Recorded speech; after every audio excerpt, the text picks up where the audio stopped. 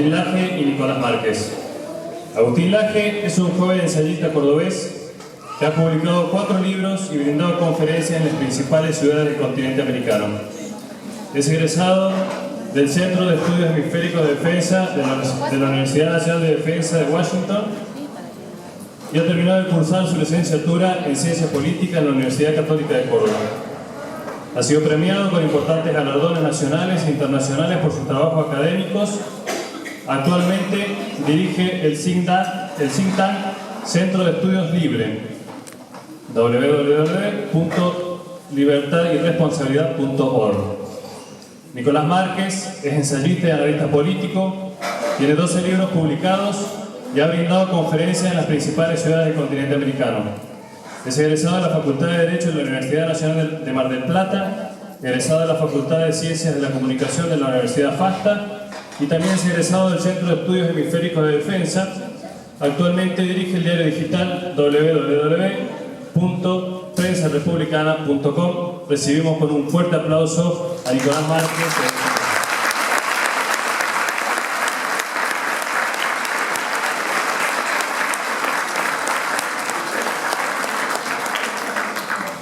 Buenas noches a todos. Antes de arrancar con mi parte, hay un trailer que hicimos del libro que nos pareció interesante ponerlo aquí antes de arrancar con las charlas, porque es introductorio a lo que vamos a hablar esta noche. Así que si se puede poner play.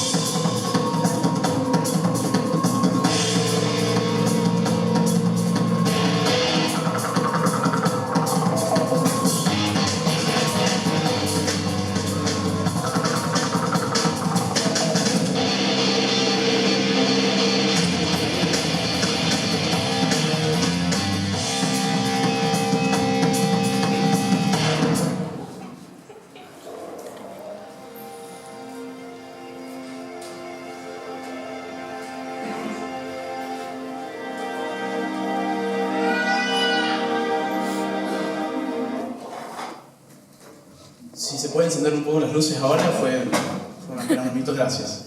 Bueno, antes que nada, quería agradecerles a todos ustedes por estar aquí presentes, para escucharnos hablar un poco sobre todas estas cuestiones de género y sobre la nueva izquierda a lo largo de la próxima hora. Gracias a todas las personas que estuvieron organizando este evento, gracias al grupo Óbolo, gracias Dani, que anda por allá, gracias por toda tu ayuda. Gracias a los medios, también hemos tenido muchos medios el día de hoy y me parece que han venido algunos también aquí hoy. Ustedes saben que, bueno, estamos en medio de una gira nacional, este libro que escribimos con Nico. Estamos con viajes todas las semanas prácticamente. Anduvimos por Córdoba, por Tucumán, La Plata. En Buenos Aires hicimos 5 conferencias sobre este libro, 5 presentaciones. Estuvimos en Mar del Plata, en Corrientes, estuvimos por La Plata, después nos vamos a ir a Salta quizás, al sur, a Chile. Hay otros lugares más en agenda. Pero hoy estamos aquí y muy alegres por la gente que ya ha acercado hoy. Y a mí me gusta siempre empezar esta breve conferencia con una anécdota personal. Hace un año y medio, 2 años más o menos, estaba en Estados Unidos cenando con un grupo de personas, entre ellos estaba César Vidal. César Vidal es el traductor al español del Libro Negro del Comunismo. No sé si alguno de ustedes lo conoce, es un libro importantísimo, de mucho éxito mundial, es un ladrillo, debe tener unas 1400 páginas más o menos. Es un libro que llega a una conclusión interesantísima que estaba puesto como dato en el trailer que acabamos de ver. Esta investigación llega a la conclusión de que el comunismo costó la vida de 100 millones de personas en el siglo XX. Y con un genocidio de ese tamaño, el que más muertes causó, insisto, a lo largo del siglo XX, a mí se me ocurrió una pregunta que pensé que podía ser interesante para César Vidal, ya que él es un experto en el tema y fue el que tradujo aquel libro. Yo pensé que iba a ser interesante y que era una buena pregunta. Después mis expectativas se vinieron un poco abajo, porque le dije, bueno, César, ¿cómo explicás vos que el comunismo, si es cierto que acabó con la vida de 100 millones de seres humanos, no haya tenido un juicio histórico y moral similar al que tuvo Hitler, ¿no? El caso de Hitler, los nazis, que bueno, se les adjudica a 6 millones de judíos y varía según las fuentes, ¿no? Y Vidal me lo respondió de una manera que, bueno, ahí yo dije, bueno, no era tan buena la pregunta que yo tenía para él, porque me dice, eso es muy simple. El comunismo le ganó la guerra a Hitler. El comunismo no perdió la Segunda Guerra Mundial, le ganó. Y los que ganan escriben la historia.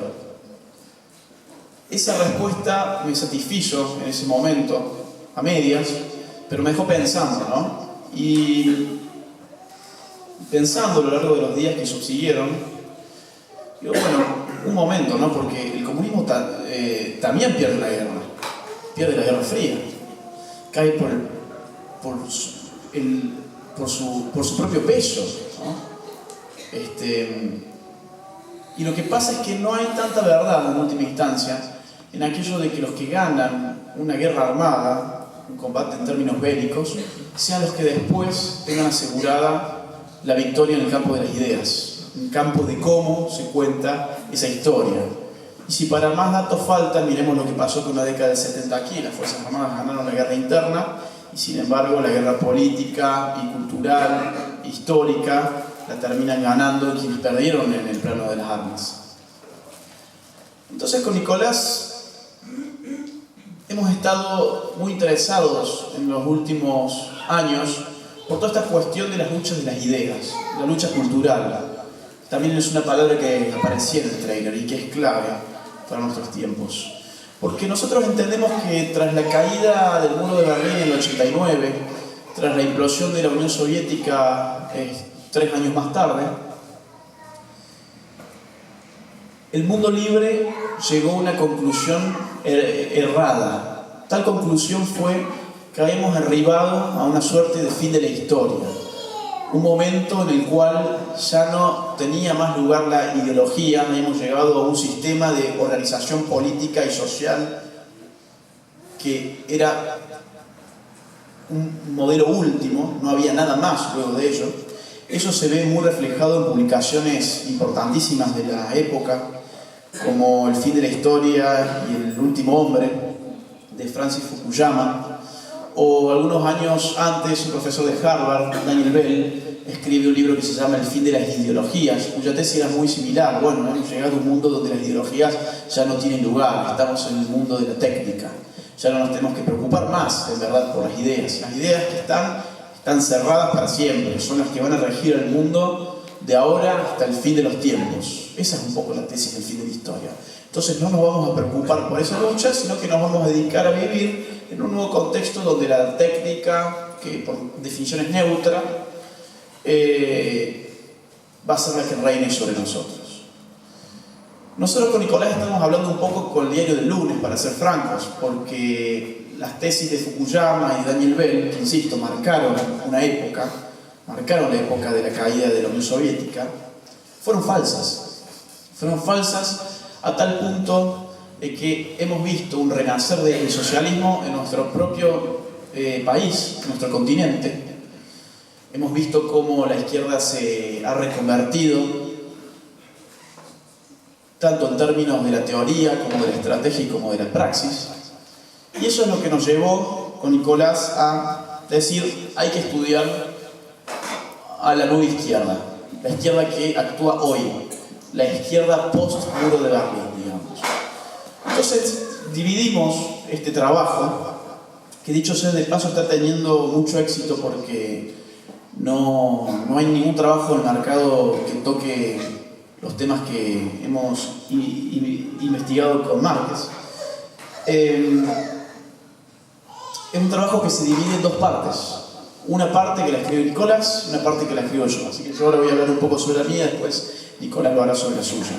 El primer capítulo, insisto, me concentro en entender cómo es el pasaje teórico, estratégico y práctico que da la vieja izquierda para convertirse en una nueva izquierda, que da el marxismo clásico para llegar a ser lo que se llama neomarxismo o postmarxismo. Y para explicarlo, digamos, de la forma más simple posible, el libro lleva varias páginas, la clave está en el concepto de lucha de clases. El marxismo clásico, el marxismo de Marx y de Engels, centraban su teoría en una premisa, en una máxima fundamental. Era una sociedad dividida que tenía dos clases fundamentales, el obrero y el burgués. Esa lucha de clases estaba identificada por la relación que tenían los burgueses o los obreros con el mundo de la materia. Los que tenían eran los burgueses, los que no tenían eran los obreros.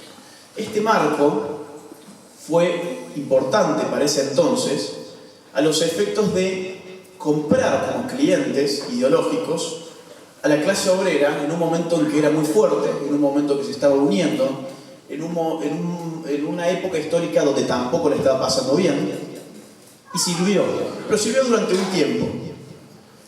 La economía del mundo libre hoy ha posicionado a lo que en algún momento se llamó la clase obrera en situaciones de vida en las cuales ya no tienen lugar para seguir comprando las paparruchadas del marxismo. Hoy los obreros están pensando más en cambiar su automóvil que cambiar el mundo. Tienen condiciones de vida mucho mejores hoy en día que los que tenían los zares de la Rusia anterior a la URSS, ¿no? Entonces, con el fracaso del socialismo real, con el fracaso de la China de Mao Zedong, con el fracaso de la Cuba de Castro, con el fracaso de la Unión Soviética, la izquierda se tiene que reinventar. Tiene que dejar atrás algo tan fundamental y tan caro para la izquierda clásica como fue justamente la idea de lucha de clases. ¿Y cómo lo hace? Traslada los análisis económicos que hacía sobre las divisiones sociales a un plano cultural. Y por eso es que ya no podemos seguir hablando de luchas de clases en una nueva izquierda, sino de una lucha cultural. Porque tiene que salir a construir nuevos sujetos de su lucha política, de su revolución, en función de criterios que ya no tienen que ver con la persona que tiene contra la que no tiene, sino con otros aspectos de la vida social. Entonces ahí va a empezar a crear, por ejemplo, la fantasía de que estamos inmersos en una lucha de géneros, el hombre contra la mujer, el heterosexual contra el homosexual, y otro tipo de luchas como pueden ser las luchas del indigenismo, ecologismos, la cuestión de los delincuentes contra contra las fuerzas de seguridad, en fin, empiezan a crear el tema del garantismo penal, empiezan a crear nuevos marcos ideológicos que tienen en su lógica la misma dialéctica, es decir, enfrentar a dos polos que estarían siendo irreconciliables y que tienen que chocar para crear la nueva sociedad. Entonces los fines son más o menos similares. Lo que ha cambiado en esta nueva izquierda son los sujetos a los cuales atrae como clientes políticos e ideológicos. Con Nicolás teníamos la intención de que este libro, bajo este análisis, que lo hice muy corto, pero el libro está un poco más largo, teníamos pensado abarcar otras ideologías más, aparte de la ideología de género, como algunas de las que yo dije, el tema del indigenismo, ecologismo, garantismo, derecho humanismo, en fin, otras banderas que están asociadas con esta nueva izquierda. Pero ¿qué ocurrió? Escribimos la parte vinculada al género y nos dimos cuenta que teníamos ya un libro de 300 páginas y que si seguíamos con el resto de las máscaras nos iba a quedar un ladrillo que iba a ser invendible e ilegible. Entonces dijimos, bueno, vamos a lanzar esto ahora y después, en un año y medio, 2 años, vamos a sacar un próximo tomo con las banderas que nos restan. Hecha esta introducción sobre en qué consiste esta nueva izquierda, voy a hablar un poco sobre la ideología de géneros.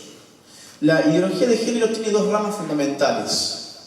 El feminismo radical, por un lado, que es el que trato yo en el libro, y el homosexualismo cultural, que es lo que trata Nicolás en su parte. La ideología de género, en una palabra, es aquella que nos afirma que la sexualidad en el ser humano no tiene nada que ver con las condiciones naturales de existencia, sino que es una construcción de la cultura. Es decir, no importa a la hora de analizar la sexualidad lo que cada uno de nosotros trae, biológicamente hablando, naturalmente hablando, sino lo que el sistema nos obliga a hacer o nos impone ser. Esto ha tenido un desarrollo teórico que ha llevado varias décadas, incluso siglos, un siglo y medio más o menos, y empieza en verdad con una primera ola del feminismo, que es un feminismo sano, diría yo, un feminismo noble. Es un feminismo que en el epicentro de las revoluciones liberales empieza a pedir derechos cívicos y políticos para la mujer. Eso es un feminismo que pidió igualdad ante la ley. Pidió que la ley se aplicara de la misma forma a los hombres que a las mujeres. Es una causa que personalmente apoyo. Pero es un feminismo que pronto se iría cambiando su naturaleza, sus objetivos y sus fundamentos filosóficos. Mi pregunta mientras hacía esta investigación fue ¿cuándo? Y rastreando en la historia del pensamiento político, encuentro que ese cuándo no es ni nada más ni nada menos que con un libro de Engels. Engels fue el socio intelectual de Marx, es decir, estamos hablando todavía de la vieja izquierda, que a los pocos años de morir Marx escribe un libro bastante cortito que se llamó El origen del Estado, la familia y la propiedad privada. Este libro tiene una frase que yo creo que sintetiza muy bien el espíritu de la obra. Él dice, en la familia el hombre es el burgués y la mujer es el proletariado. Fíjense el poder de esa frase, ¿no? En la familia el hombre es el burgués y la mujer es el proletariado. ¿Qué estaba haciendo él, Engels, con esa frase? Estaba ya tendiendo un puente hegemónico entre lo que era la lucha de clases y los conflictos de los sexos. Pero les ponía un alto a la revolución de las mujeres. Les decía, pero ustedes, conforme a la ciencia de la praxis, es decir, al marxismo, tienen que apoyar como mujeres y por sus intereses como mujeres la revolución de la clase obrera, porque solo la revolución a nivel de los medios de producción va a ser la que libere a las mujeres de su situación actual.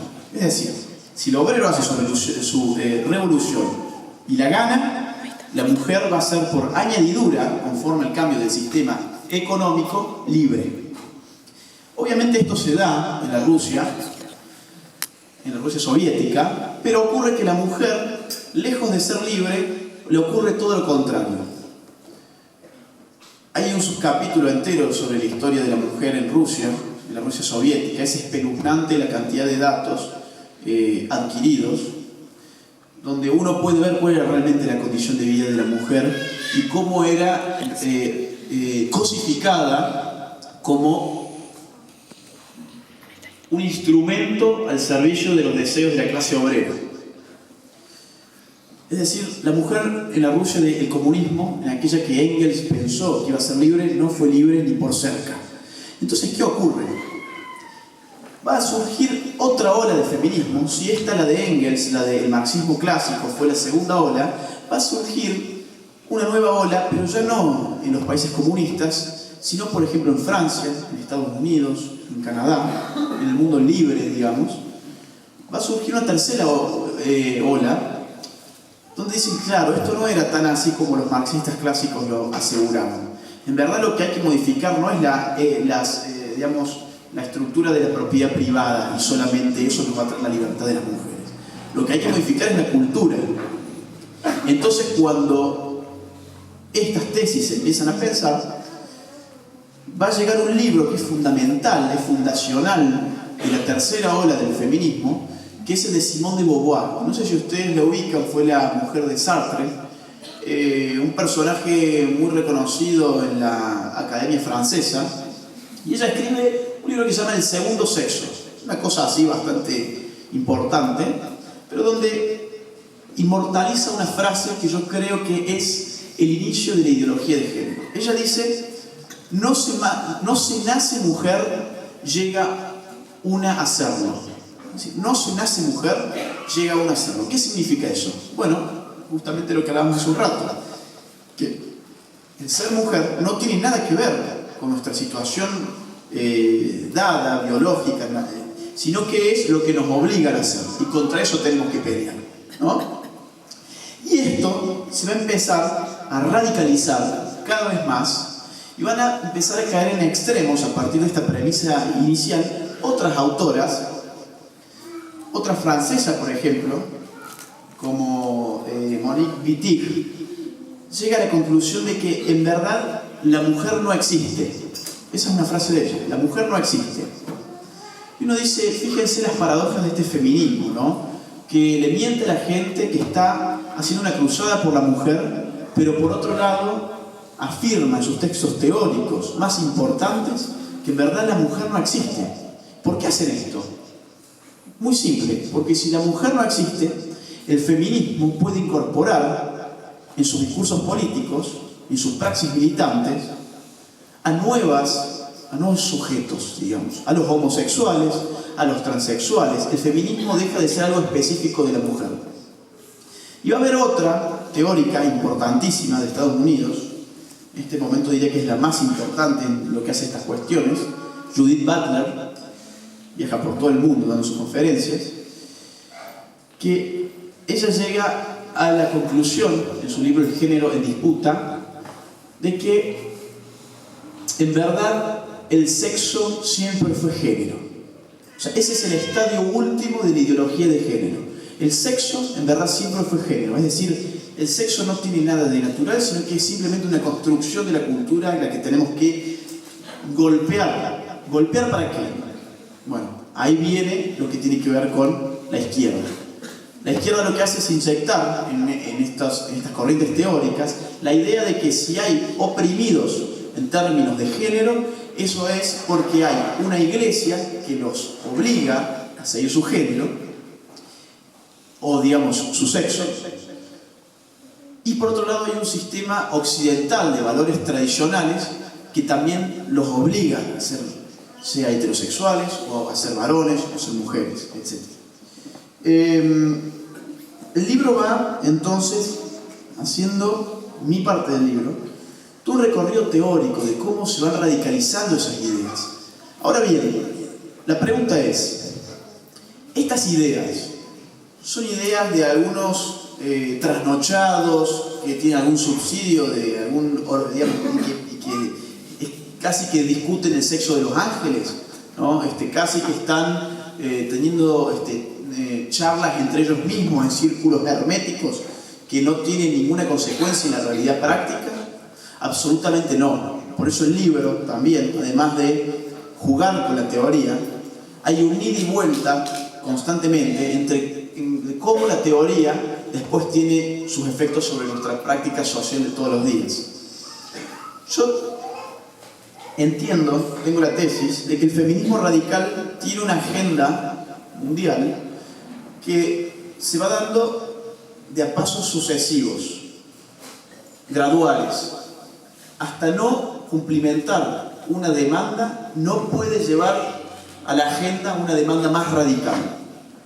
Acá en América Latina en general todavía estamos con el tema del aborto, pero es interesante ver qué está pasando en otros países donde esa demanda ya pasó, digamos, ya se legisló, ya se ganó.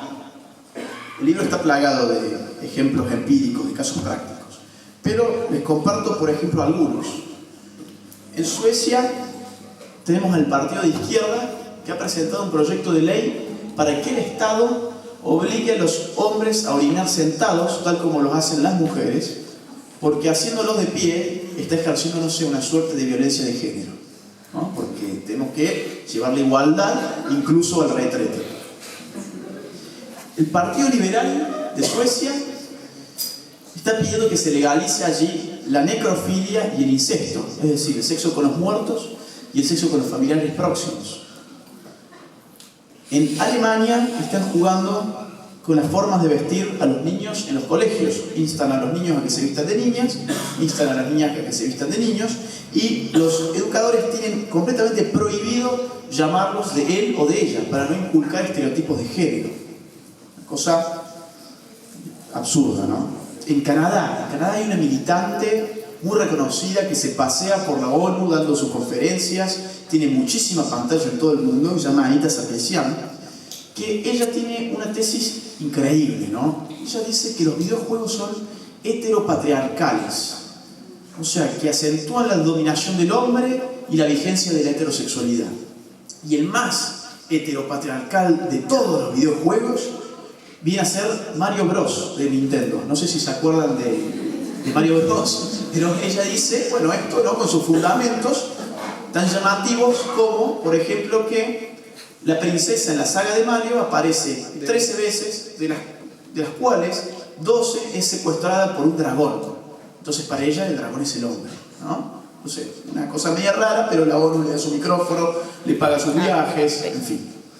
Y ella pide que el Estado prohíba los videojuegos de Nintendo. Fíjense también cómo la ideología de género es una amenaza para la libertad, de la cual ellos hablan.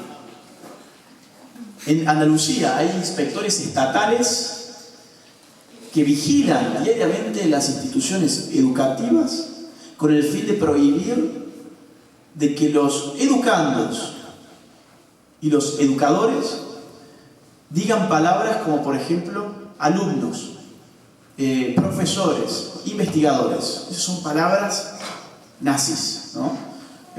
¿Por qué? ¿Cuál es la forma correcta de hablar? El alumnado, el profesorado, el personal investigador. Quien no habla así, bueno, tiene su sanción. En el País Vasco hay un lobby impresionante para que se prohíba el fútbol en los colegios, porque dice que territorializa con criterios de género el espacio del recreo. Yo no sé ustedes, pero para mí el fútbol no es una cosa exclusivamente de hombres. Yo jugaba con mis amigas también, hacíamos los partidos mixtos, no había ningún problema, pero en fin, para ellos eso acentúa la guerra que hay entre el hombre y la mujer. En Colombia, un poco más cerquita, nos vengamos. En Colombia, las feministas están pidiendo que se prohíban a los mariachis.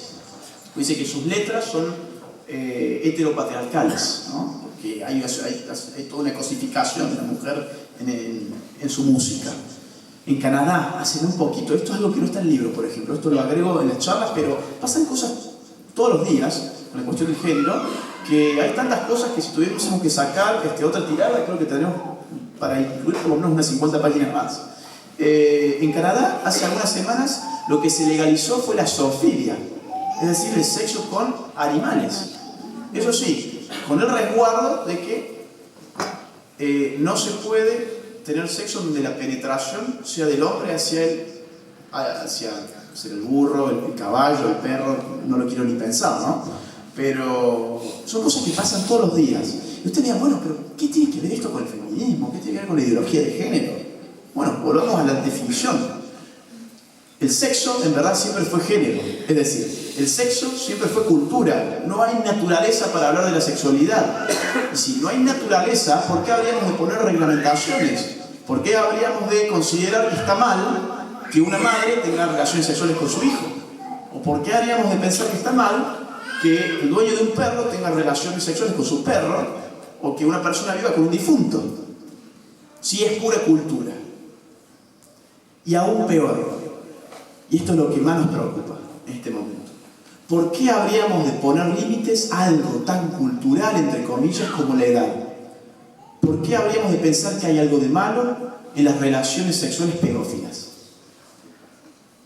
Y hay muchos ejemplos que yo puedo darles sobre ese tema y cómo viene de avanzada, sobre todo en el primer mundo, que es de donde están bajando todas estas corrientes ideológicas.